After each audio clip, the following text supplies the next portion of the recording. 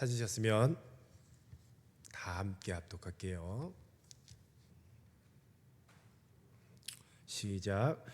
여호와께서 모세에게 말씀하여 이르시되 너는 물두멍을 노수로 만들고 그 받침도 노수로 만들어 씻게 하되 그것을 회막과 제단 사이에 두고 그 속에 물을 담으라. 아론과 그의 아들들이 그 두멍에서 수족을 씻되 그들이 회막에 들어갈 때에 물로 씻어 죽기를 면할 것이요 제단이 가까이 가서 그 직분을 행하여 여호와 앞에 화제로 살을 때에도 그리할지니라. 이와 같이 그들이 수족을 씻어 죽기를 면할지니 이는 그와 그의 자손이 대대로 영원히 지킬 규례니라. 아멘.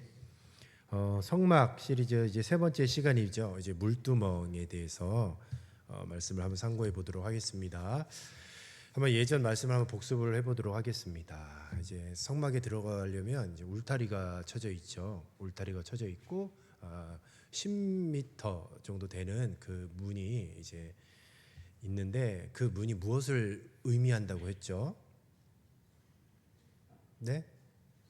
그 문이 하나밖에 없어요. 네.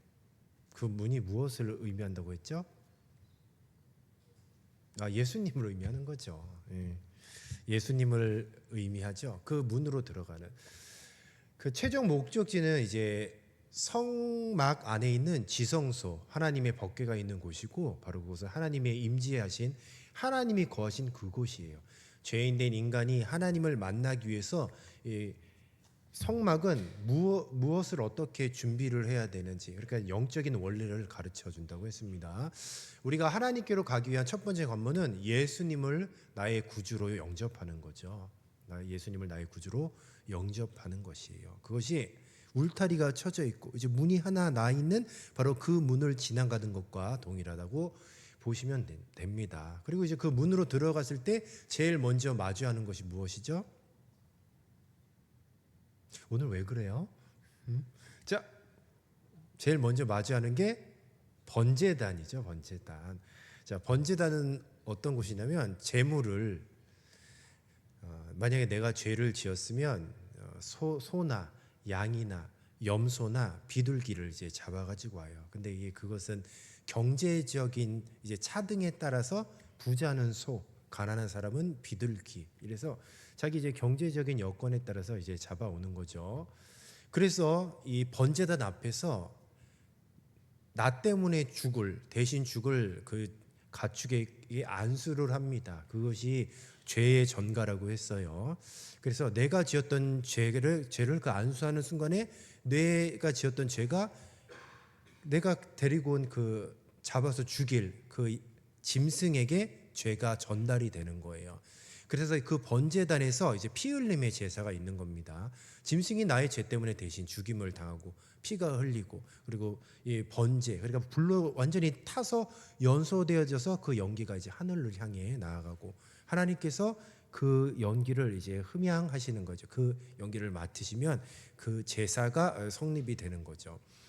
이제 번제단이 끝났어요. 이제 번제단이 끝났는데 자 이제 번제단에서 딱 끝이 아니고 어찌 되었건 하나님을 만나기 위해서 저 성막 안에 지성소로 들어가야 돼요.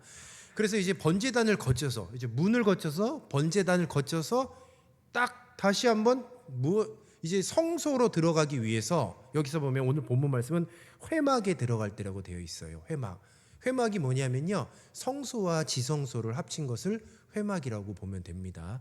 여러분 그 만들었던 모델 중에서 그 울타리 안에 텐트가 있죠. 그게 바로 성막 혹은 회막이라고 보시면 돼요. 근데 이제 번제단을 거쳐서 회막으로 딱 들어가려고 하는데 그냥 들어가면 안 되고 물두멍을 또 거쳐야 되는 거예요. 물두멍. 물두멍이 무엇이냐 하면 잘 생각해 보십시오. 번제단 앞에 어떤 모양이 딱 떡하니 자리를 잡고 있죠? 무슨 세숫대야 같은 거 있죠. 세숫대야 같은 거. 자 이제 그 세숫대야 같은 게 뭐냐면 이 물두멍이라고 하는데 오늘 이 말씀에 보니까 성경에 놋 물두멍이라고 되어 있어요. 놋으로 만들었기 때문입니다. 근데 그 물두멍은 다른 것이 아니라 물을 담아놓은 커다란 그릇 같은 것이에요. 그릇 같은 것. 그런데 이 말씀을 보니까 이렇게 기록이 되어 있어요. 18절에 보면 너는 물두멍을 노수로 만들고 그 받침도 노수로 만들어 씻게 하되. 자, 이 물두멍의 역할은 뭐냐면 수족을 씻는 거예요. 수족.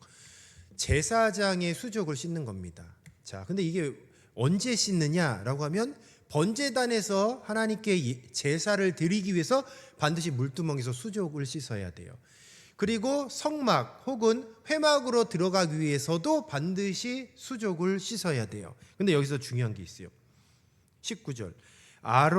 아론과 그 아들들이 그 두멍에서 수족을 씻되 그들이 회막에 들어갈 때 물로 씻어 죽기를 면할 것이요. 자, 이게 뭐냐면 과연 물두멍에서 수족을 씻지 않고 번제단에서 번제를 드린다?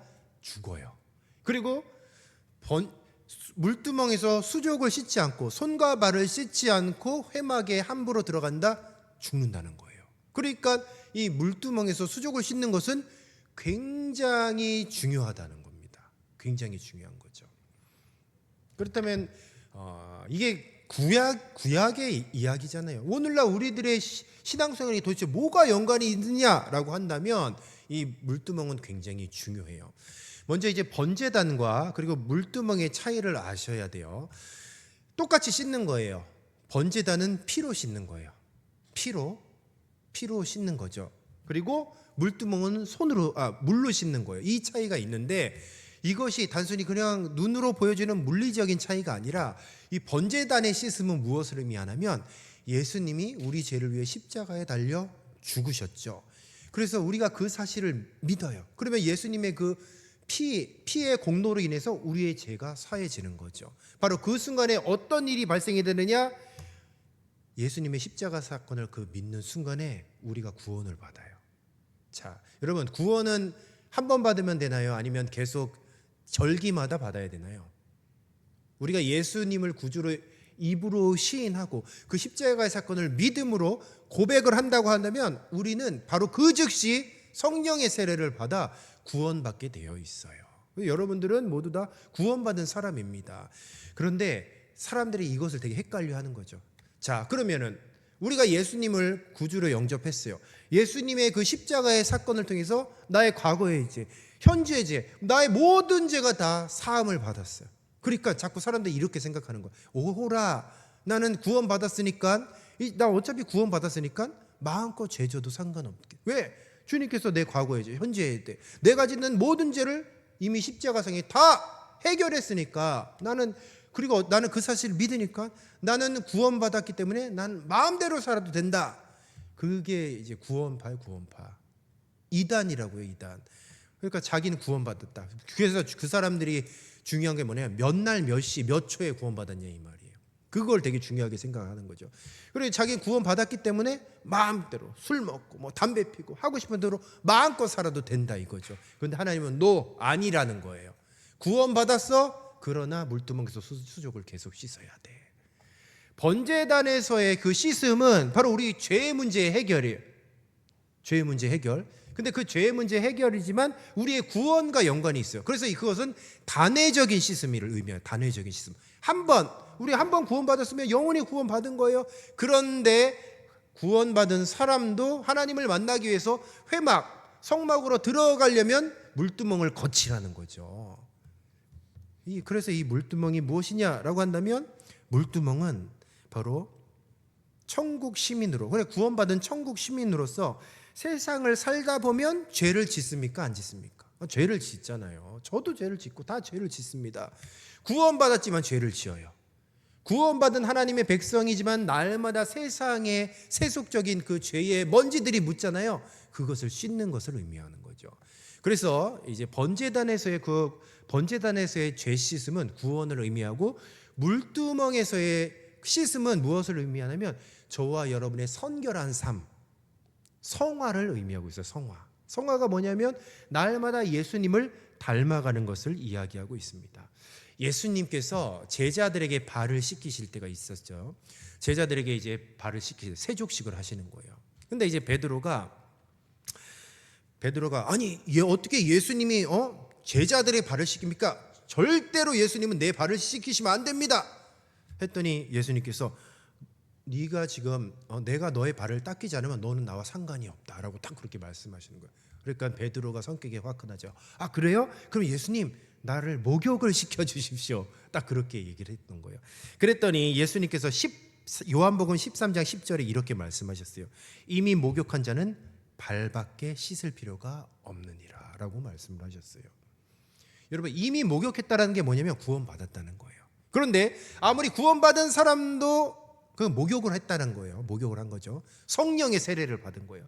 이미 구원받은 사람은 목욕을 했다라고 지금 비유를 하고 있는데 보십시오. 구원받았어. 성령의 세례를 받았어요. 죄 씻음을 받았지만 예수님은 그 제자들의 발을 씻겼어요. 왜냐면 뭐냐?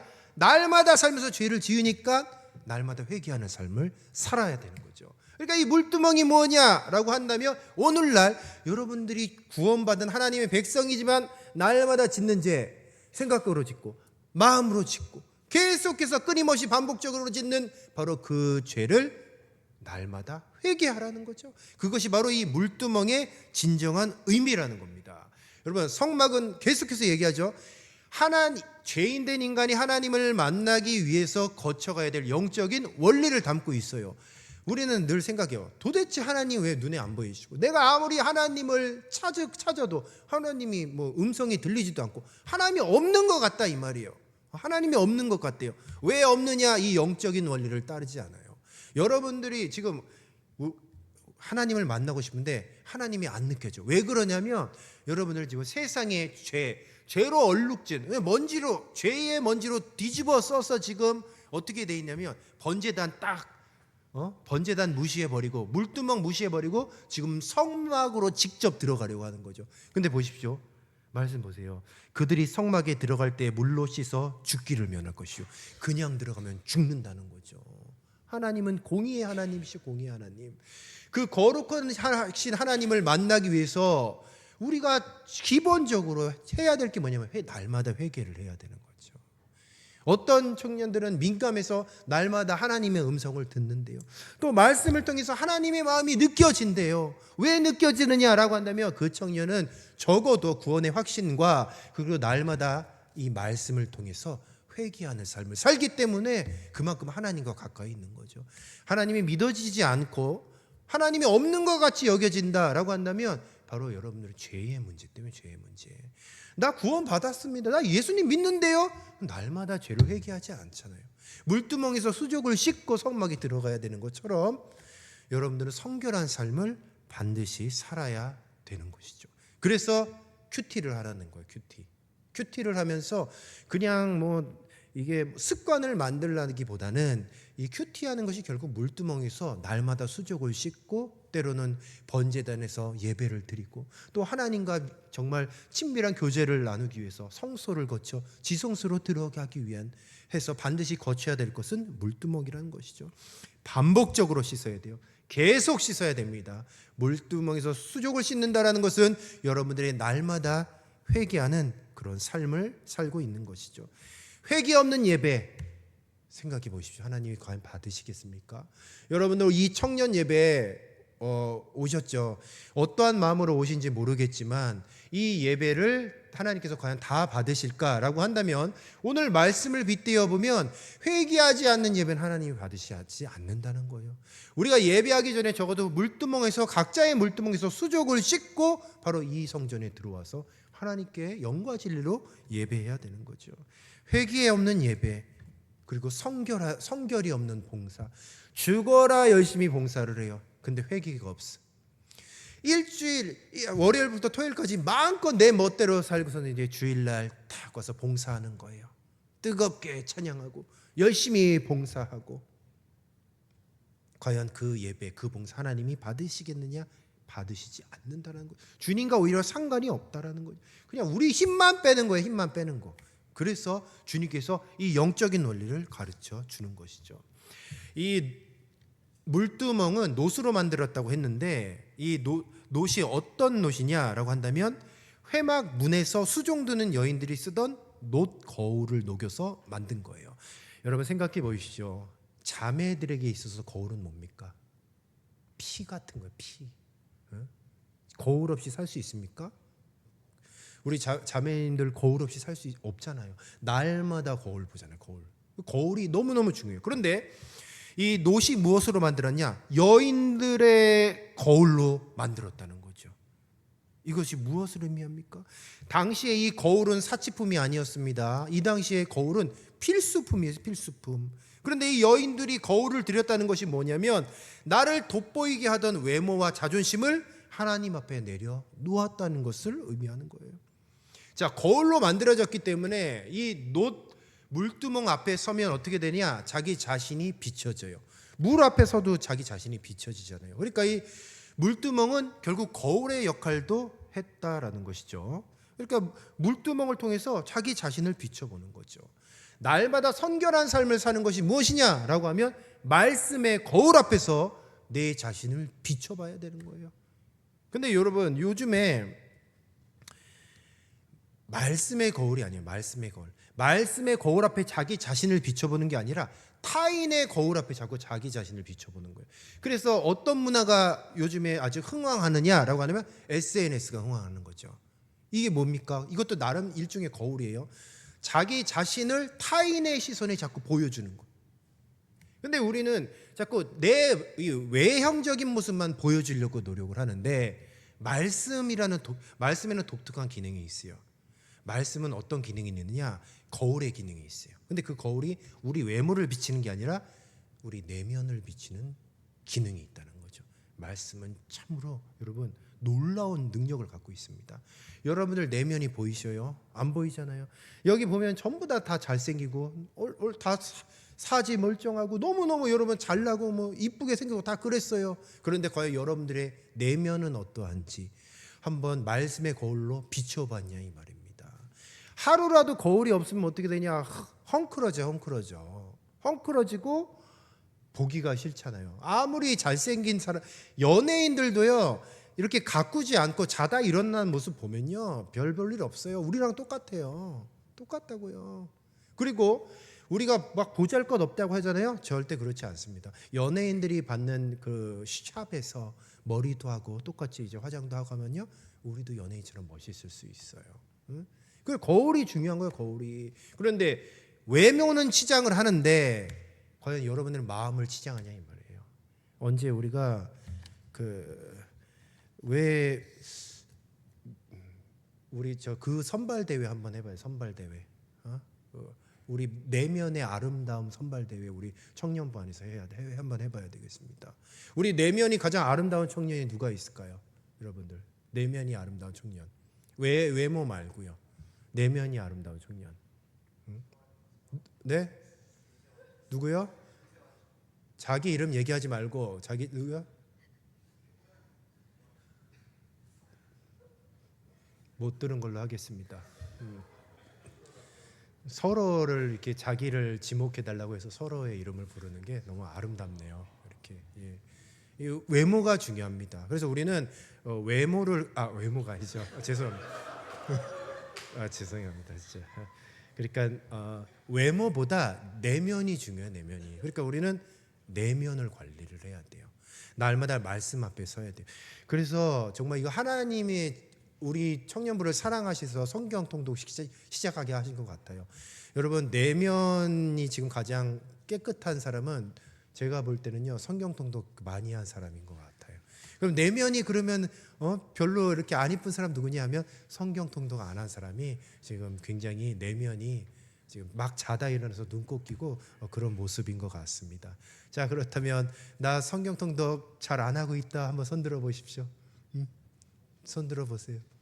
네, 스스로 한번 질책을 하시고 이제부터 내가 말씀의 거울 앞에 내 내면을 아름답게 가꾸어야 되겠다라고 그렇게 결단하는 여러분들이 되었으면 좋겠습니다.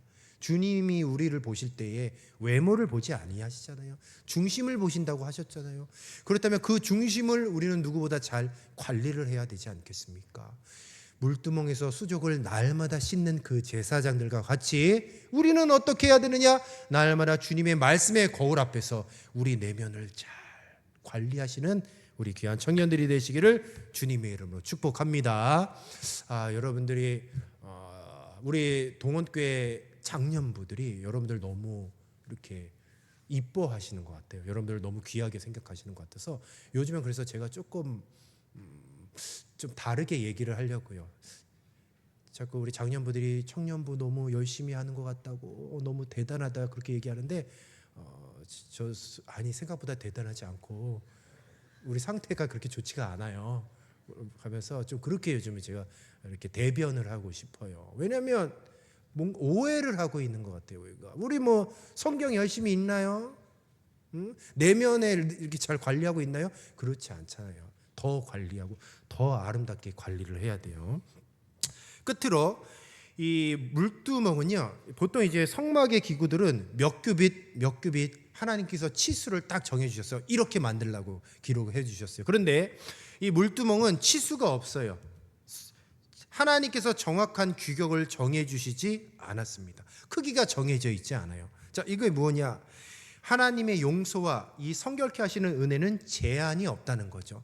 우리는 보통 얘기하죠. 날마다 죄를 지어. 그러면 염치가 없어서 주님께 못 가는 거예요. 내가 이렇게 맨날 죄를 짓는데 하나님 정말 또 내가 이렇게 습관적으로 반복적으로 죄를 짓고 날마다 하나님의 마음을 아프게 하는데 오늘 지었고 내일도 또 죄를 지을 것 같은데 정말 내가 염치가 없는데 하나님 나를 용서해 주실까요? 라고 했는데 주님께서 어떻게 대답하셨냐?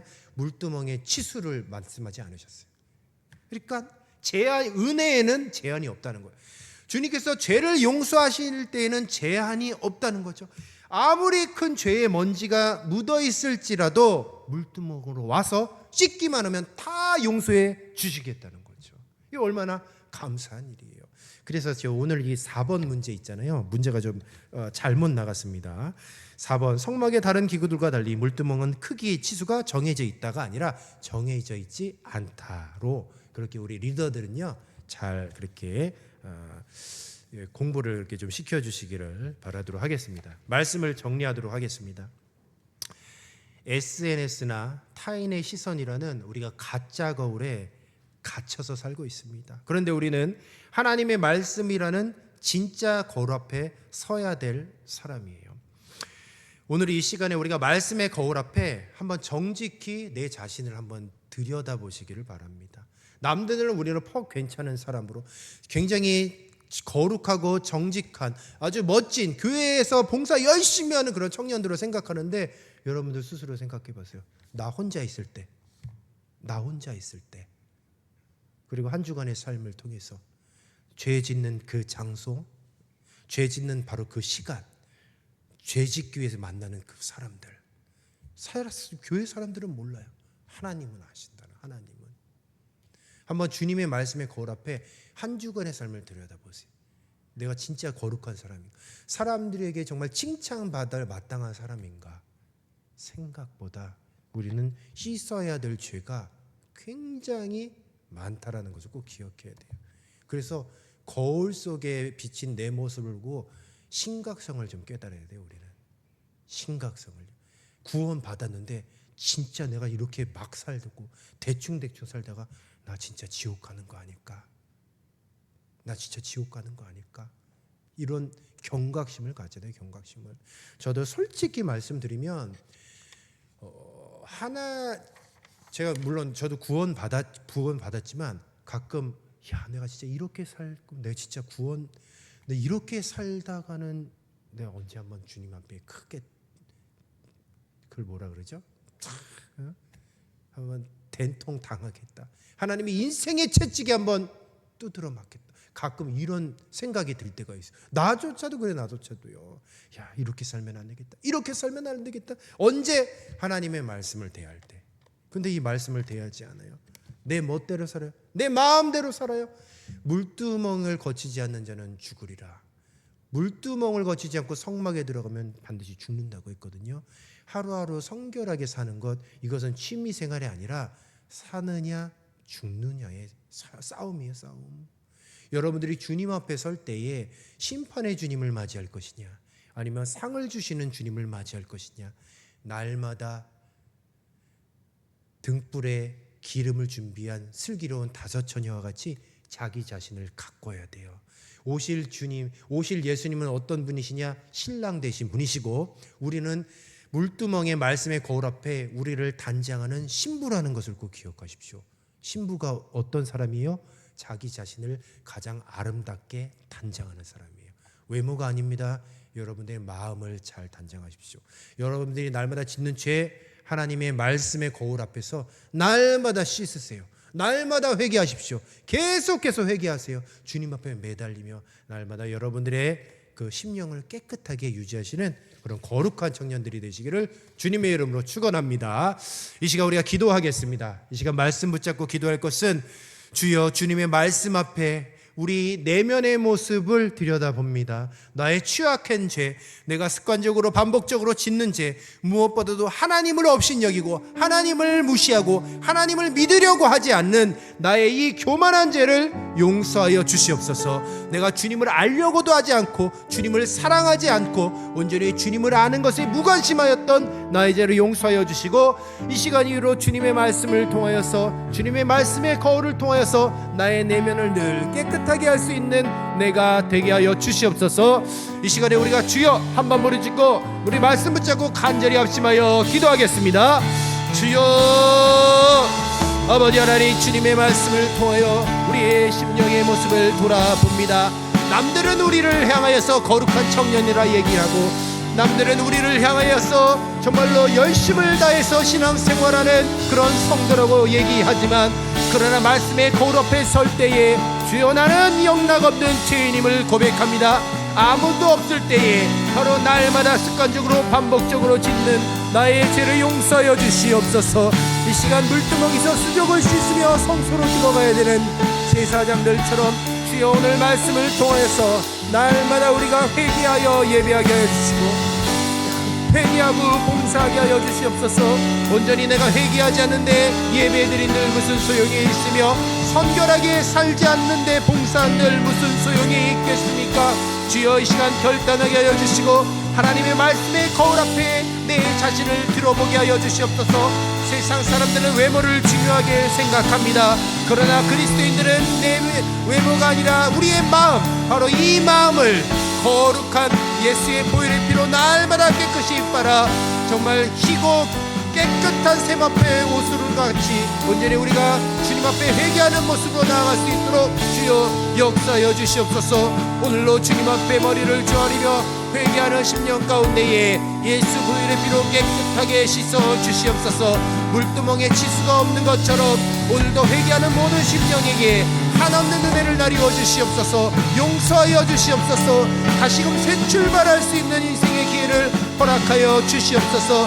하나님을 믿게 하여 주시고 하나님을 아는 것에 힘쓰게 하여 주시옵소서. 온전히 우리가 세속적인 것에 취해 죄와 향락에 취해 우리의 내면이 썩어질까 두렵습니다. 날마다 우리의 내면이 깨끗함을 있게 하여 주시고 우리의 외모가 중요한 것이 아니라 우리의 내면, 우리의 마음이 날마다 거룩하고 성결한 모습으로 변화될 수 있도록 주님 인도하여 주시옵소서. 예수님의 이름으로 기도드리옵나이다.